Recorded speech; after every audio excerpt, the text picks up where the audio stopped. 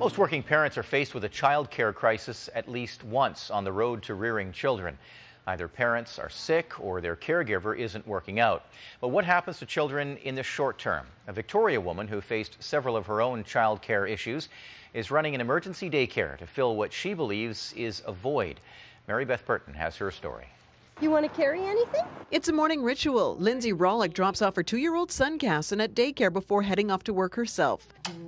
Hey, you have a great day. The transition hasn't always been a smooth one. Casson was unhappy at his last daycare. He was, running, I call it running amok. He was crying and screaming and throwing things. Like many working parents, Lindsay felt extreme pressure knowing her son was not thriving without her. How do you go to work without your heart? I mean, you're caught between supporting your family on the one hand, and the other thing is going to work and, your heart is left behind with your child and you just know that they're unhappy, everybody's unhappy, and it's not a safe situation for anyone.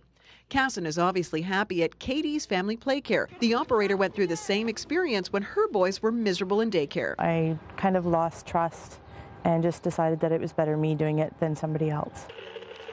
Kristy has 4 permanent daycare spaces and 3 spots just for emergencies. The idea came to her when her husband in the Navy was at sea. She came home with H1N1. Children at the time, they were 8 and 3, essentially took care of me for 2 days, and I missed sort of a 2-day period of time. Anything could have happened to the kids.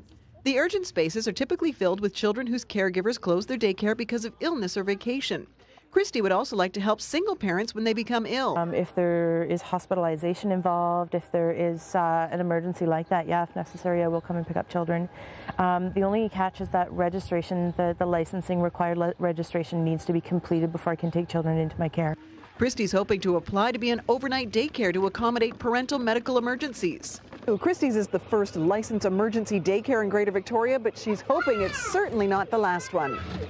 Kristy would like other stay-at-home parents to consider becoming certified caregivers.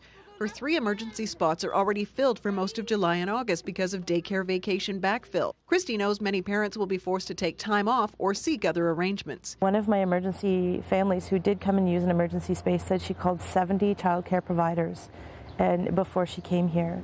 Kristy's trying to extend the emergency daycare concept and has 2 other daycares on side. For more information, www.k-d-familyplaycare.pixo.com. In Victoria, Mary Beth Burton, A News.